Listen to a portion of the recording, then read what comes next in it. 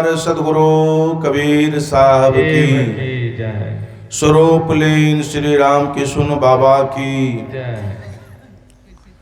प्रातः स्मरणीय परम पूज्य संत सम्राट सदगुरु सत कबीर, जिनके विचार से अभी आप लोग लाभ उठा रहे थे, श्रद्धेय श्री हमारे अखंड स्वरूप साहिब जी, हमारे चिरौड़ी से पधारे हुए जदुनंदन साहिब जी, मदन साहिब, विनोद साहिब, मंच का अध्यक्षता कर रहे हैं प्रमोद साहिब, और हमारे अभिनंदन बाबू मुखिया जी, सत्संग कमेटी के सारे सदस्यगण, सत्संग पंडाल में हुए सत्संग मानसरोवर के हंसगण, भक्तिमयी माताएं, बहनें एवं प्यारे बच्चों, इस सत्संग का आज यह अंतिम सत्र है। एक दिवसीय कार्यक्रम का अंतिम सत्र है। कहा गया है कि अंत भला तो सब भला। ऐसा न हो कि सब खीरा खा कर के कहीं पेनी में न कहीं तीत हो जाए। जो लोग नहीं आए हैं सत्संग में, उन लोग से भी मैं आग्रह करता हूँ, मैं की आवाज़ बहुत दूर तक जा रही है। यदि आवाज़ को आप सुन रहे हैं तो यथाशीघ्र हो सके, जितना जल्द हो सके सत्संग स्थल पर पधारने की कृपा प्रदान करे और सत्संग से लाभ उठावे। बड़ी श्रद्धा के साथ हमारे भोला प्रसाद, डॉक्टर भोला प्रसाद जी अपने पिताजी की पुण्य स्मृति में हर साल की भांति इस साल भी सत्संग का आयोजन किए हैं। समय बहुत अनुकूल है। समय बसंत ऋतु का है।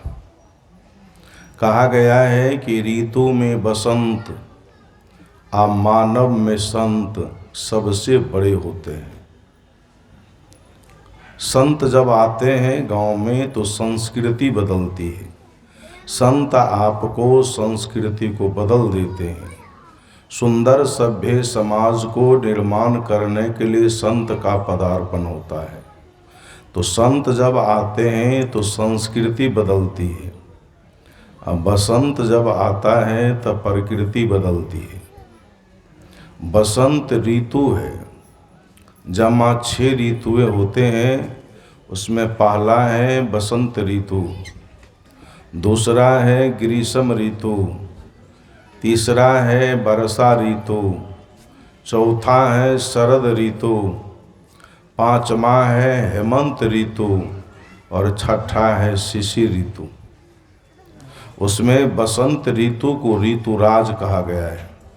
बसंत ऋतु का जब आगमन होता है तो जितने भी पेड़ पौधे हैं उसके पुराने पत्ते सब झड़ जाते हैं, नए नए कलसे लगते हैं, नई नई पत्तियां लगती है, मजर होता है, टिकुला होता है, फल फूल से पेड़ पौधे लद जाते हैं। देखने में बड़ा अच्छा लगता है। एक चादर का जार होता है, न उतनी ठंडी पड़ती है न उतनी गर्मी पड़ती है। बसंती हवा भी बहुत स्वच्छ हवा चलती है।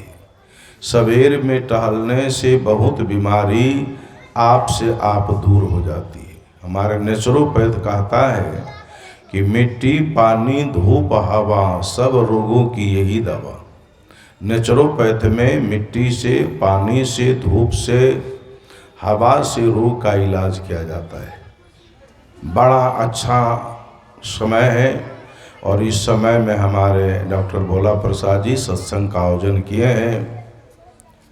तो मैं आप लोगों के बीच, कबीर साहब ने भी बीजक में बसंत गाए हैं। कबीर साहब का मुख्य ग्रंथ बीजक है और बीजक में 11 प्रकरण हैं, जिसका प्रथम प्रकरण रमैनी है, दूसरा प्रकरण शब्द है, तीसरा प्रकरण ज्ञान चौंतीसा है, चौथा प्रकरण विप्रमति सी है, पांचवा प्रकरण कहरा है, छठा प्रकरण बसंत है, सातवां प्रकरण चांचर है, आठवां प्रकरण बेली है, नौवां प्रकरण बिरहुली है, 10वां प्रकरण हिंडौला है और 11वां प्रकरण साखी है। 11 प्रकरण में बीजों को बांटा गया है। मैं आप लोग के बीच आज बसंत प्रकरण का एक छोटा सा शब्द रख रहा हूँ, बहुत महत्वपूर्ण शब्द है। बसंत प्रकरण का छठा वसंत है और कबीर साहब की वाणी विशेष करके रूपक में हुआ करती है। रूपक देने में पूरे विश्व में 2 महापुरुष सबसे महान हुए हैं। उसमें 1 नंबर में नाम आता है कबीर साहब का, दूसरा नंबर में नाम आता है कालिदास का। दोनों महापुरुष अपने अपने क्षेत्र में रूपक देने में महान हुए हैं। उसमें सबसे महान सदगुरु कबीर साहब हुए। रूपक में एक माँ और बेटी का उदाहरण कबीर साहब पेश करते हैं। बेटी की होती है शादी। पहले जमाना में बाल विवाह होता था, बचपन में ही शादी होती थी। बहुत दिनों के बाद 5 साल, 6 साल, 7 साल, 8 साल के बाद तब दीन दुरागमन होता था, तब लड़की सासुसवास करती थी। उस जमाने की बात कबीर साहब का है। आज तो सो बात नहीं है। आज तो लड़का भी जवान है, लड़की भी जवान है। शादी विवाह दीन दुरागमन सब एक के बार हो जाता है। पहले सो नहीं होता था। पहले शादी होती थी, बहुत दिन के बाद दीन दुरागमन होता था। तो पहली बार लड़की ससुराल में ज़्यादा दिन तक नहीं रहती थी, मुश्किल से 2 दिन 3 दिन रहती थी, फिर नैहर चली आती। नैहर में लड़की की जो माँ होती है, लड़की की माँ की लड़की के ऊपर ज़्यादा ध्यान, बाप का ज़्यादा ध्यान रहता है बेटा पर और माँ का ज़्यादा ध्यान बेटी पर। लेकिन लड़का देखने के लिए माँ नहीं जाती है, जो रीति रिवाज हम लोग का नहीं है। लड़का देखने के लड़की के पिताजी, लड़की के दादाजी, चचा जी, नाना जी, मामा जी, भाई जी, ये लोग जाते हैं, माँ नहीं जाती है। तब माँ के अंदर में सस्पिशन है, संदेह है, शंका है कि बेटी की शादी कहीं गलत घर में तो न हो गई है। हर माँ चाहती है मेरी बेटी की शादी बढ़िया घर में हो। तो बेटी से माँ पूछती है, बेटी तुमको जो मैंने शादी कर दी है, जिस समाज में बेटी तुम्हारी शादी हुई है, उस समाज के लोग कैसे हैं? कोई गलत समाज में न बेटी तू चली गई है? जिस परिवार में बेटी तुम्हारी शादी हुई है, वो परिवार के लोग कैसे हैं?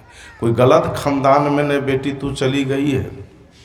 तुम्हारी सास कैसी है, तुम्हारी ननद कैसी है, तुम्हारा देवर कैसा है, तुम्हारा ससुर कैसा है?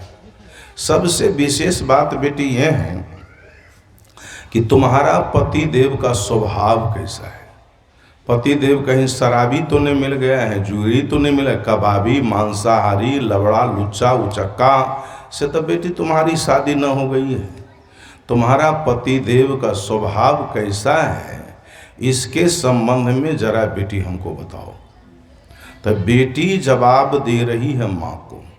इस बात को कबीर साहब ने बीजक में खींचा है। बड़ा बढ़िया चित्रण सदगुरु कबीर साहब ने किया है।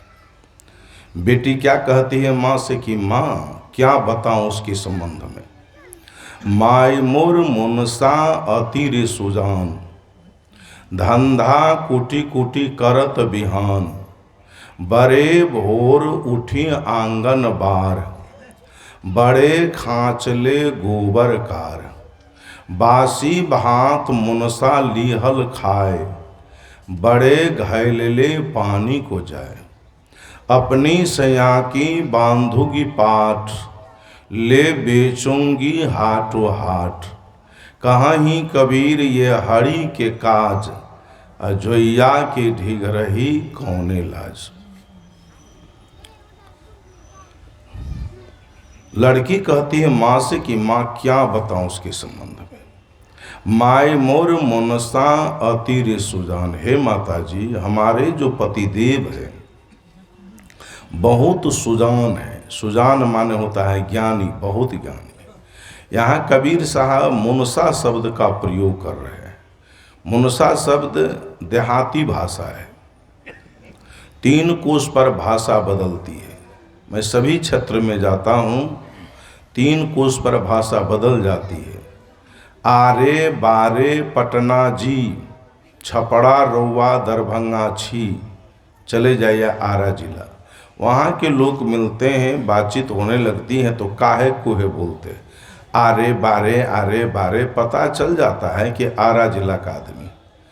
पटना वाला मिलता है तो जी शब्द का ज़्यादा प्रयोग, हर बात में जी हाँ जी हाँ जी हाँ, ये पटना की भाषा है।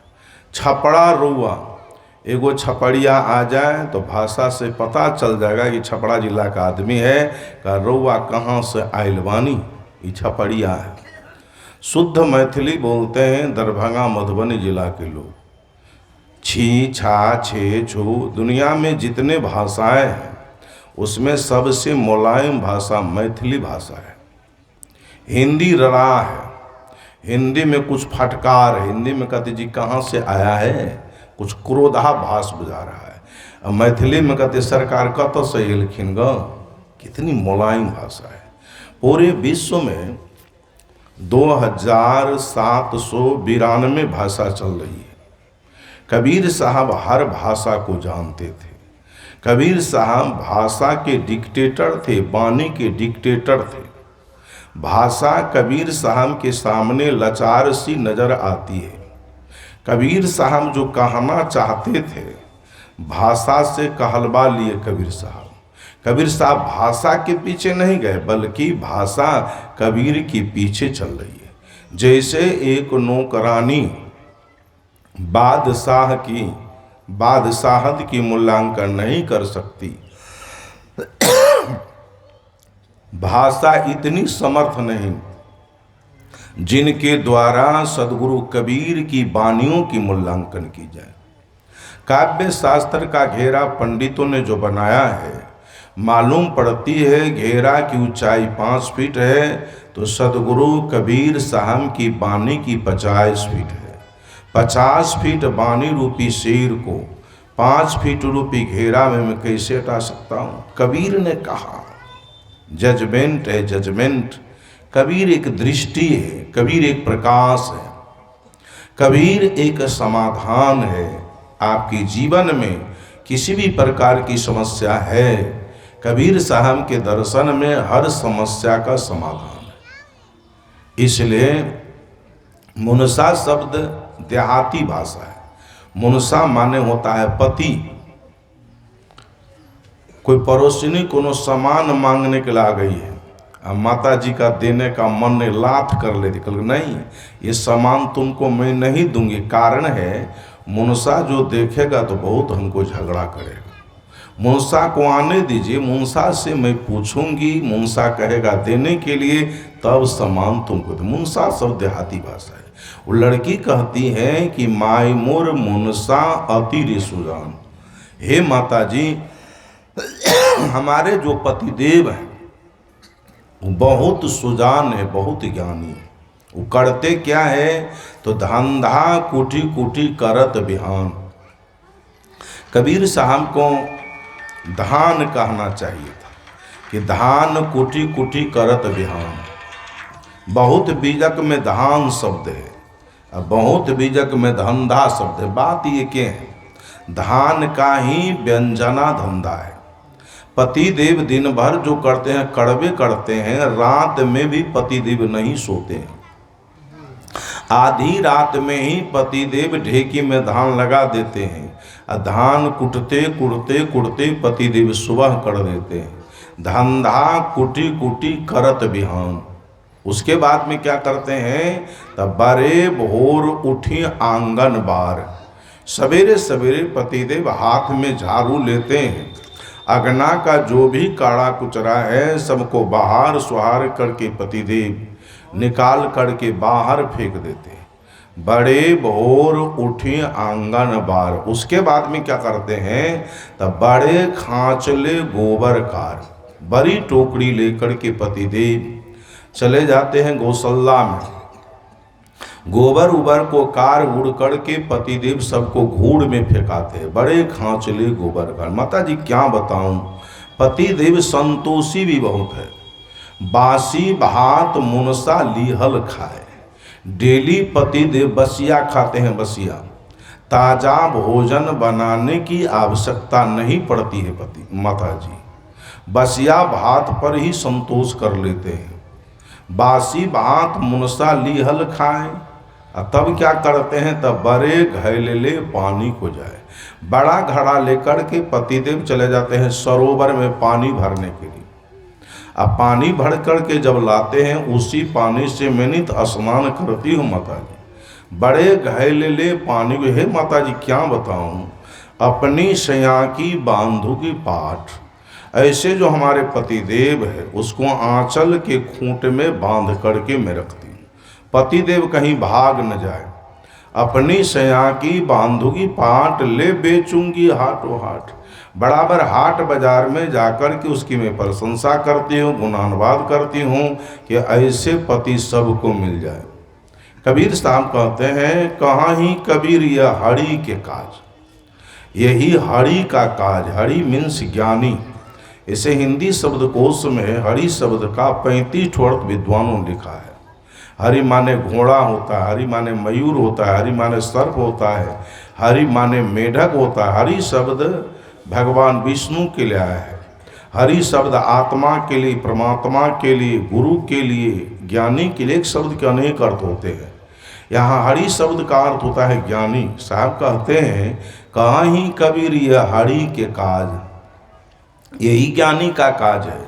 अजोया के ढिग रही कोने लाज, ऐसे सौभाग्यवती पत्नी के साथ में रहने में कोई लज्जा की बात नहीं है। ये जो मैं आप लोग के बीच कहा हूँ, ये शब्दार्थ कहा हूँ। अब इसका भावार्थ सुनिए। कबीर साहब का कहने का क्या भाव है, कबीर साहब कहना क्या चाहते हैं, कबीर साहब का दर्शन क्या है, कबीर का फिलॉसफी क्या है। यहाँ 3 आदमी के विषय में चर्चा हो रही है। एक तरफ बेटी है, दूसरी तरफ माँ है। जिसके विषय में चर्चा हो रही उसका पता नहीं है। पति है ससुराल में और चर्चा हो रही है नैहर में। हमारे शिक्षक लोग पढ़ाते हैं, किसी भी भाषा को शुद्ध शुद्ध बोलने के लिए, शुद्ध शुद्ध लिखने के लिए पहले आपको व्याकरण पढ़ना हो। जिसका व्याकरण का ज्ञान नहीं है तो न आदमी शुद्ध शुद्ध बोल सकता है, न शुद्ध शुद्ध लिख सकता है, न पढ़ सकता है। तो हिंदी में हम व्याकरण कहते हैं, अंग्रेजी में क्या कहते हैं, अंग्रेजी में उसको हम ग्रामर कहते हैं। अंग्रेजी भाषा बोलने के लिए, पढ़ने के लिए, लिखने के लिए पहले आपको ग्रामर पढ़ना होगा। ग्रामर में एक चैप्टर पढ़ाई होती है, वो चैप्टर का नाम है पर्सन।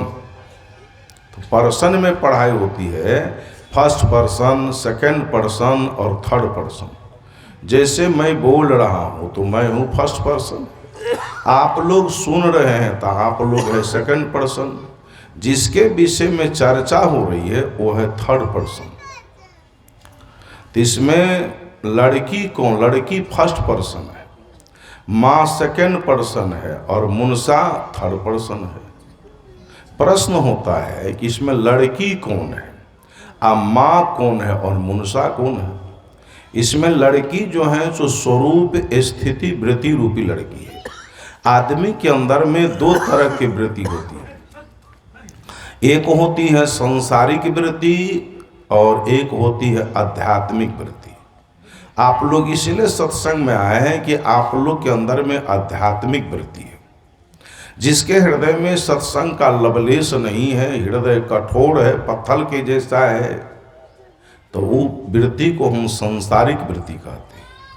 स्वरूप स्थिति वृत्ति रूपी बेटी माँ से कहती। इसमें माँ कौन है, तो आत्म शक्ति रूपी माँ है, चेतना शक्ति रूपी माँ है। शक्ति शब्द स्त्रीलिंग है, चेतना शक्ति रूपी माँ से स्वरूप स्थिति वृत्ति रूपी बेटी कह रही है। किसके संबंध में कह रही है? तो मुनसा के संबंध में। मुनसा इसमें कौन है? मुनसा इसमें चेतन है। इस शरीर में रहने वाला जो चेतन पुरुष है उसका नाम मुनसा है, उसका नाम पुरुष है।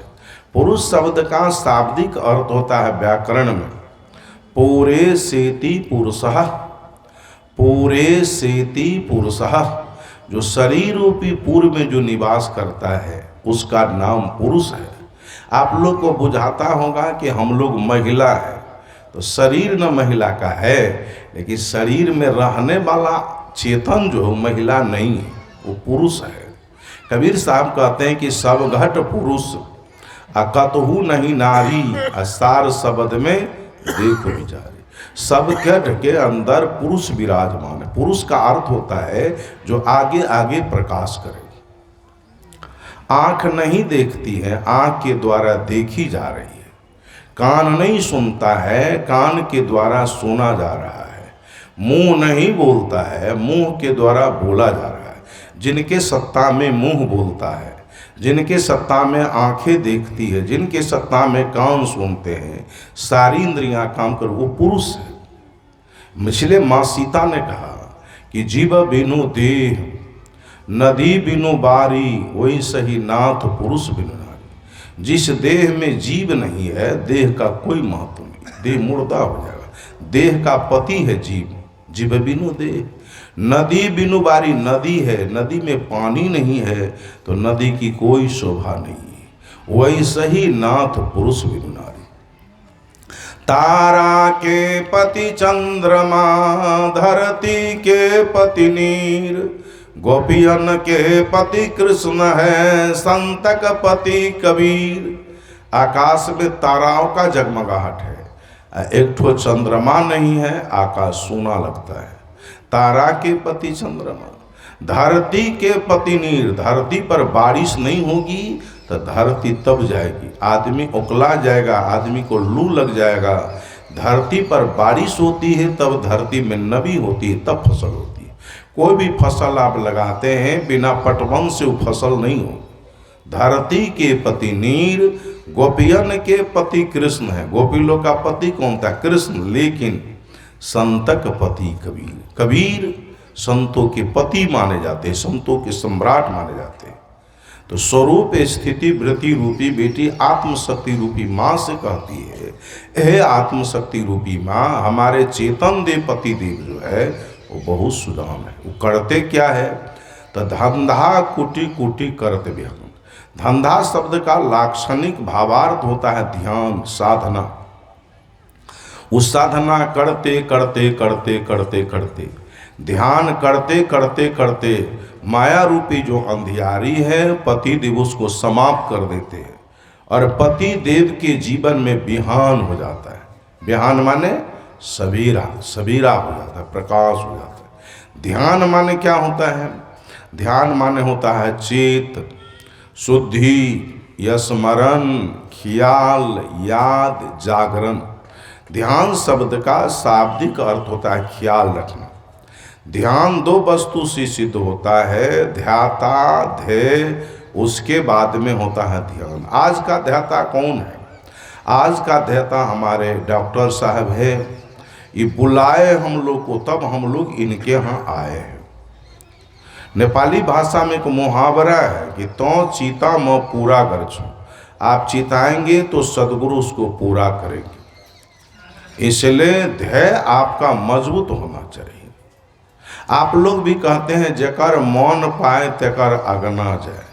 जिसका मन लोक नहीं पाता उसके यहाँ नहीं जाता है।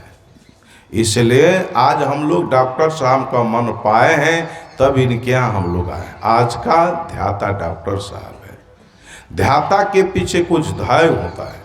कोई भी कार्य होता है उसका कोई मूलभूत कारण होता है और कारण का गुण कार्य में समाहित रहता है और उसी अनुपात में कार्यवाही होती है। मैं जो बोल रहा हूँ इसका भी कारण है, आप लोग सुनो इसका भी। हर कार्य के पीछे उसका कारण छिपा रहता है। बिना कारण से कोई काम नहीं होता है। नेपोलियन बोनापार्ट ने कहा कि मानव के लिए कोई चीज असंभव नहीं है, असंभव शब्द मूर्खों के डायरी में, लेकिन लगन, परिश्रम और प्रयास चाहिए। लगन के साथ, परिश्रम के साथ, प्रयास के साथ कोनो काम कीजिएगा तो काम का रिजल्ट अच्छा होगा। ध्येय आपका मजबूत होना चाहिए, उसके बाद में होता है ध्यान। इसके लिए संत महात्मा ट्रेनिंग देते हैं, शिविर लगाते हैं। ये साल में एक बार डॉक्टर साहब शिविर लगाते हैं। कहीं मास ध्यान का शिविर लगता है, कहीं 15 दिन के लिए शिविर लगता है, कहीं 7 दिन के, कहीं 3 दिन के। उस शिविर में भाग लेना चाहिए। शिविर में भाग लेने के लिए जाइएगा तो उसका नियम का पालन करना होगा। आप मेरे शिविर में भाग लेने के ला रहे हैं तो आज तारीख से मछली, मांस, घोंघा, सितुआ, शराब, ताड़ी, दारू, खैनी, बीड़ी, गाजा, भांग, अफीम, चरस, शिखर, गुटखा, इसका परित्याग करें। आप मेरे शिविर में भाग लेने का आ रहे हैं तो थोड़ा मौन धारण करें। ज़्यादा आदमी को नहीं बोलना चाहिए। ज़्यादा बोलने से आदमी बोलक्कर हो जाता है। ज़रूरत भर बोलना चाहिए। बहुत आदमी बिना ज़रूरत का बोलता है। कम खाए तो डॉक्टरी न जाए, और गम खाए तो अदालत न जाए। कम खाओगे तो डॉक्टर के पास में तुम क्यों जाओगे, और गम खा लोगे तो अदालत क्यों जाओगे। गम समान भोजन नहीं, जो कोई गम को खाए, अम्बड़ी सी गम खाइयाँ दुर्बसा मिले। वाचिक संयम होना अति जरूरी है। आइए मैं आपको ध्यान सिखाता हूँ। आप अपना जल पात्र भी साथ में लेते आइएगा, अपना आसन बिछावन भी साथ में ले लीजिएगा। आए मित्र, उसके लिए संत महात्मा पहले आसन बताते हैं। जिस आसन में आप देर तक बैठ सकते हो, जमा 84 आसने बताए गए। संभव हो तो पद्मासन लगा करके बैठो, लेकिन पद्म आसन लगाने में कठिनाई होती है, देर तक आप नहीं बैठ सकते हैं तो सहज आसन से बैठिए। पलथी मार करके सहज आसन से बैठिए। मेरुदंड आपका सीधा होना चाहिए। मेरुदंड कहते हैं रीढ़ की हड्डी को, पीछे में रीढ़ की हड्डी। ध्यान में आप बैठते हैं तो कभी भी कमर झुका करके नहीं बैठना चाहिए। कमर झुका करके बैठने से नींद आने की संभावना रहती है, और नींद आ गई तो ध्यान आपका नहीं बना। ध्यान का मतलब होता है होश में रहना, बिल्कुल। इसलिए साहब ने आसन पर बड़ा जोर दिया। आसन बांधो, बासन बांधो, बांधो अपन काया, सवा हाथ पृथ्वी के बांधो, दुहाई सदगुरु की दया। पूर्व शोध पश्चिम को धावे, अर्ध उर्ध को भेद बतावे, शील नाथ दक्षिण को राके, उत्तर दिशा को सुमरन चाके, ख्याल मेरुदंड पर आसन राके, एक बार सुमेर चढ़ावे, कहे कबीर सतलोक सिधावे। बिल्कुल आसन पर ख्याल रखना चाहिए। ये बात रामचरितमानस में भी लिखा है, लेकिन उसमें से निकालना पड़ता है, छेपक के रूप में। सब आदमी नहीं निकाल पाते हैं, लेकिन संत महात्मा निकाल। राम रावण के बीच लड़ाई होती है, युद्ध होता है, तो लड़ाई होती है तो दोनों पक्ष के लोग मरते, पक्ष के लोग भी मरते हैं, विपक्ष के लोग भी मरते हैं। राम के पक्ष के लोग भी मरते थे, रावण के पक्ष के लोग भी मरते थे। तो बाबा तुलसी ने बड़ा बढ़िया चित्रण किया रामचरितमानस में। बाबा तुलसी कहते हैं कि सुधा बरस गए दो दल माही, जिए भालू कपि निश्चर नाहि। कहा जाता है वहाँ पर अमृत की बारिश हुई, लेकिन बारिश हुई दोनों दलों में। राम के दल में भी बारिश हुई, रावण के दल में भी बारिश हुई, लेकिन नतीजा क्या हुआ? राम दल वाले जो मरते थे वो जी जाते थे, और रावण दल वाले जो मरते थे एको को नहीं जीते थे। कारण क्या था? जब दोनों दलों में बारिश हुई तो दोनों दल वाला को जीना चाहिए था। राम दल वाले जो मरते थे उसका मुंह रहता था ऊपर की तरफ, राम राम राम राम राम कहता था, ऊपर से अमृत की बारिश होती थी, मुंह में चला जाता था, इसलिए वो जी जाता था। रावण दल वाले लोग जो मरते थे, बारिश तो होती थी लेकिन वो लोग गिरते थे भट्ट, उसका मुंह रहता था नीचे की तरफ, मुंह में अमृत जी भी नहीं करता था। कैसे घटना घटी हो न घटी हो, रामचरितमानस की बात है। ऐसे तो दुनिया में अमृत नाम का कोई चीज नहीं। विष को हम लोग देखे हैं, बहुत से विषालु पदार्थ है जिसको खाने से आदमी मर जाता है। यदि अमृत रहता है तो अमृत पीकर के सब आदमी अमर हो जाता। अमृत नहीं है ऐसी बात नहीं है। यदि नहीं है अमृत तो कबीर साहब ने भी अमृत का खूब चर्चा किया है। बीजक में साहब कहते हैं कि अमृत वस्तु जानी नहीं, मगन भया सब लोय, कहीं कबीर कामू नहीं, जीव ही मरण न हो। अमृत वस्तु को आदमी नहीं जानता, वो अमृत है क्या। ये सत्संग को अमृत कहा गया है, ध्यान को अमृत कहा गया है। जो सत्संग और ध्यान को रूपी अमृत को जो पान करता है वो भी अमर हो जाता है। आदमी का देह अमर नहीं होता, आदमी का नाम अमर होता है। आज राम किशुन बाबा नहीं है, लेकिन समाज में कितना बढ़िया प्रशंसा मुखिया जी ने किया है। हमारे जदुनंदन बाबू सारे, हमारे अखंड स्वरूप साहब, यहाँ के जितने भी संत समाज है, ग्रामीण समाज है, आज उनको प्रशंसा कर रहे हैं। उन्होंने इस पान की उस रस को पान किया, गांधी जी ने पान किया। गांधी जी का नाम अमर है। पार्लियामेंट में प्रस्ताव रखा गया कि रुपया जो छपेगा, रुपया पर किन आदमी का पिक्चर देना चाहिए। उसमें निर्णय हुआ कि गांधी जी का पिक्चर दिया जाए। आपके देश के वर्तमान प्रधानमंत्री माननीय नरेंद्र मोदी जी नोट को अदल बदल कर दिया। बहुत आदमी के अंदर में संदेह था, सस्पिशन था, शंका थी, शायद नया नोट में से गांधी जी को हटा तो नहीं देंगे माननीय प्रधानमंत्री जी, लेकिन हटाया नहीं, उसमें 4 चांद लगा दिया। गांधी जी पहले साइड में थे, लेकिन जो भी नया नोट निकला है गांधी जी को आमने सामने कर दिया। 2000 निकला है, 2000 के बीच में गांधी जी। 500 निकला है, 500 के बीच में गांधी जी। 200 निकला है, 200 के बीच में गांधी जी। नया 100 निकला है, उसके बीच में गांधी जी। नया 65 टकिया, नया 20 टकिया, नया 10 टकिया, जो भी नया नोट निकला है गांधी जी को आमने सामने कर दिया। जब तक सृष्टि रहेगी गांधी जी का नाम संसार में अमर रहेगा।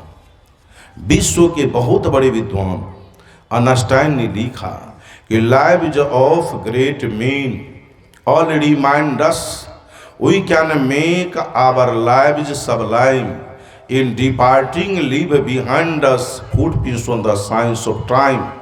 सभी महापुरुषों की जीवनियाँ हमें याद दिलाती है कि हम भी अपने जीवन को महान बना सकते हैं। जब हम महान होकर शरीर को अंत करेंगे तो हमारे पीछे समय रूपी बालों पर हमारे रूपी पद चिन्ह रह जाएंगे और उन्हीं को लोग अनुसरण करेंगे। Good character is the main foundation of life. सदाचार जीवन का प्रधान स्तंभ है। पाइथागोरस ने कहा कि is free who can not command himself. जो आदमी अपने स्वयं पर नियंत्रण नहीं रख सकता वो स्वतंत्र नहीं। सबसे बहुत बड़ी विजय है अपने आप पर विजय प्राप्त करना, अपने आप